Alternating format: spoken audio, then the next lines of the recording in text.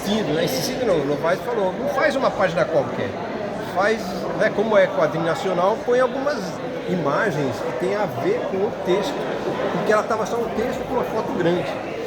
Daí eu tive o trabalho de ficar procurando aquelas cenas para decorar a página, né, fazer uma moldura com as histórias em quadrinhos, né, com os personagens, com o Agostini, todos aqueles elementos. Então ela é uma página que ficou bonita, né? É uma página completamente diferente das outras, todas que a gente vê, né, que vieram depois.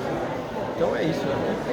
Bom, muito obrigado, João, muito obrigado a Suzy, eu quero agradecer a todos por poder participar. Realmente o cartaz está muito bonito. Quem foi que fez? Delfim. Foi? Delfim? Poxa, maravilhoso, olha só, cartaz do Delfim. E aqui, essa biografia saiu no livro de Curitiba.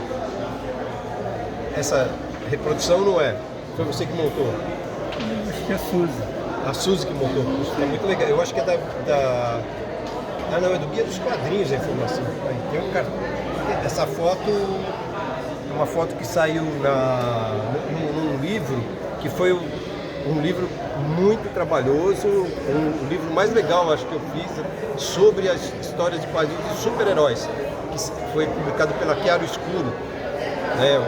É o grande almanaque dos super-heróis brasileiros. E essa foto saiu lá. Aqui a caricatura do Bira, ficou igualzinho. O Bira sempre bom nas caricaturas, né? Tá com o selo, né? Como a parte de quadrinista, eu fiz esse personagem, aqui ele está anunciado, né? O Capitão Brasil, ele foi anunciado para sair na outra edição do Robô Gigante, mas ele nunca foi feito. A história em quadrinhos nunca foi feita. Eu sempre desenhei vários desenhos, várias ilustrações soltas, né? Inclusive assim, ele era desenhado no estilo mangá. Dá pra a característica que é um mangá em 1982.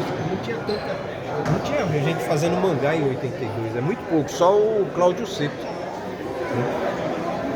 Aqui tem essa página do Lancelotti Martins, esse desenho inclusive é dele, do Lancelotti Martins, e aqui são os desenhos do Seabra e meu primeiro personagem de tiras, que é o Capitão Caatinga.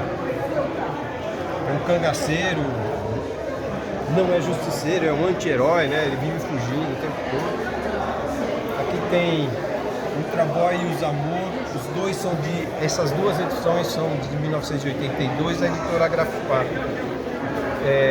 Essa é a capa dos Amor e essa aqui é o Pin-Up, né? Que saiu nessa edição que estava ali, o Robô Gigante. Se não tiver voltar, saiu no Robô Gigante.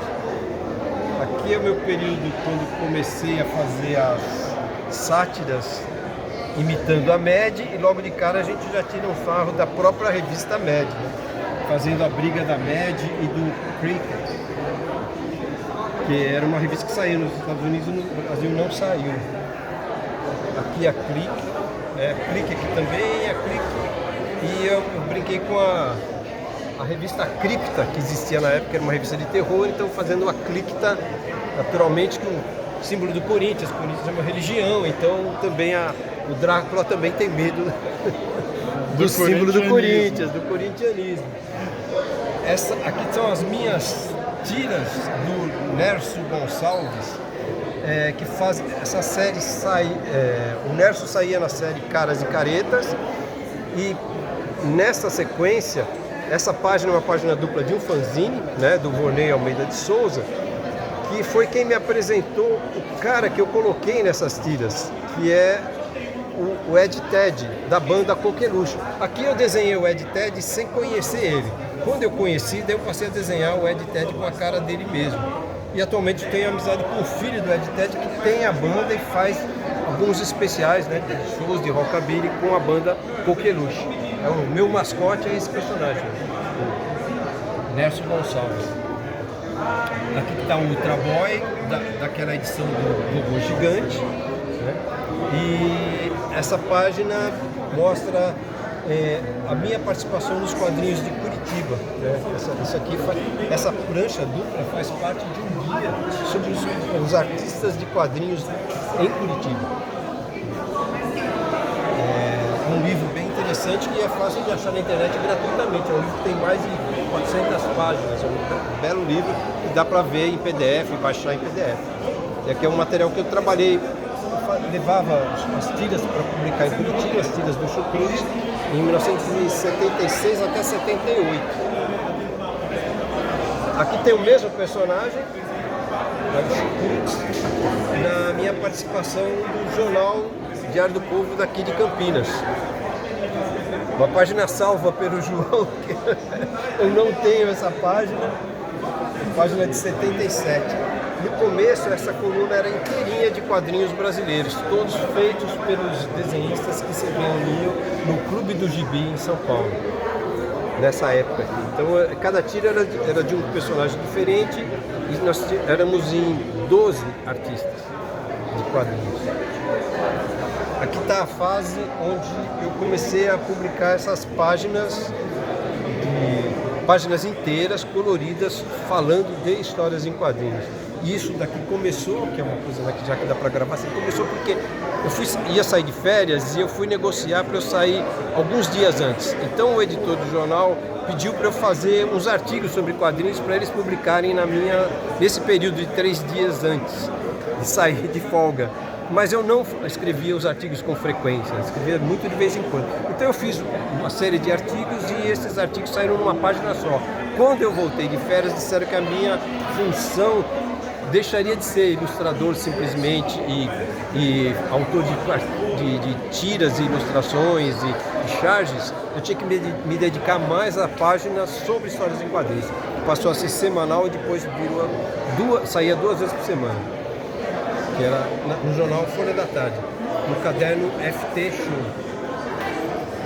São Paulo foi, não sei se tem a data ali, foi de 1985 até 89, mais ou menos. Ou 86 a 89, acho que foi 86. Então aqui são as páginas, tratam, né, de personagens e lançamentos diferentes, e uma coisa que eu achava legal era isso, de falar do período do personagem, como está aqui mesmo, é quando nascer, né? Só dizer quando pontuar isso. E também, assim, entrevistar pessoas que falavam de qual personagem de quadrinhos que ele mais gostava. Nesse caso aqui, eu não consigo nem ver quem que está aqui. Dada Maravilha. Dada Maravilha, ele está dizendo que ele gostava do Popeye. E tem uma entrevista longa que eu fiz também, se eu fui ligar para o Lima Duarte, ele me deu uma entrevista imensa sobre os quadrinhos que ele gostava de ler, que ele sempre leu o gibi, lia no sítio onde ele morava, no interior, tudo que era. Lima Duarte falou de vários personagens, ele era amigo do Álvaro de Moya, também era amigo do meu pai. Aí é uma outra história. Dublador também, né? Foi dublador de desenho animado e tal, e essa do fundo do baú era para mostrar gibis antigos, né? Mostrar. E essa sessão premiere era onde tinha as notinhas dos lançamentos daquela semana. Também aqui meu herói, de volta, né? Tem uma coluna bem legal. Mas essa coluna muitas vezes nem eu não conseguia escrever. Muitos dos repórteres eu pedia para eles, assim que estivesse entrevistando alguém, já perguntar qual era o herói e a gente colocava.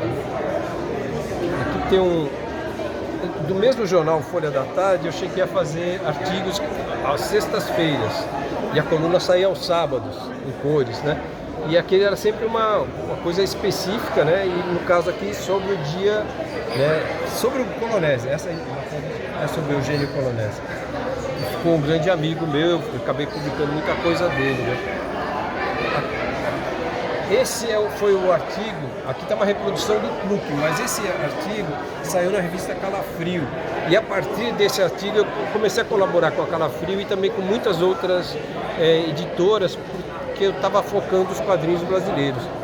Isso aqui foi antes de fazer as páginas da Folha da Tarde. Aqui está como questão do editor, é que eu fiz eu já fazia a revista Vaca Amarela, para Grafipar, em Curitiba, no período que os tabloides, né, faziam muito sucesso na banca, mas ao mesmo tempo eles sumiam, porque no caso do Vaca Amarela eu nunca vi um exemplar sendo vendido nas bancas, porque as bancas escondiam os tabloides, porque as bancas que vendiam tabloides, como o Pasquim, Movimento, Opinião, e o Vaca Amarela e também o Batata Quente, que foram os 2 tabloides da Grafipar que saíram no mesmo período, eles começaram a incendiar as bancas. Então os jornaleiros, com medo de expor os tabloides, eles escondiam e só vendiam para quem pedisse o jornal. Essa edição 2 eu não tenho, ainda bem que o João salvou. Vamos tentar. Aqui tem uma parte da revista Clique, que é uma paródia do Zorro, né?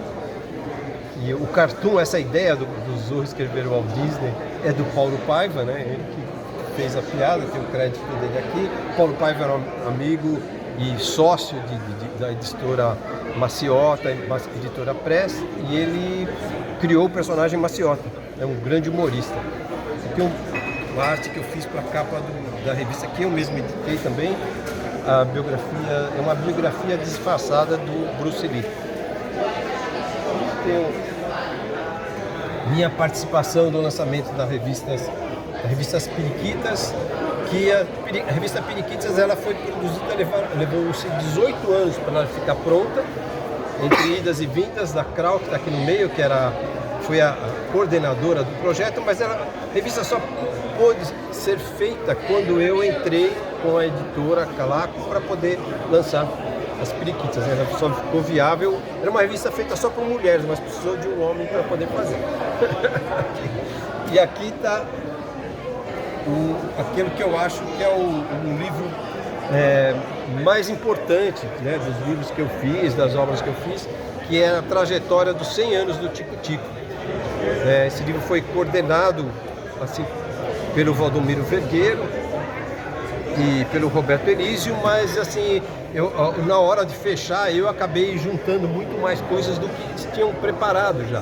Então o livro, que era um livro de 60 e poucas páginas, acabou ficando um livro com mais de 120 páginas e com muitas e muitas ilustrações. Eu fiz toda a reunião do acervo, da iconografia do livro e escrevi todas as legendas desse livro.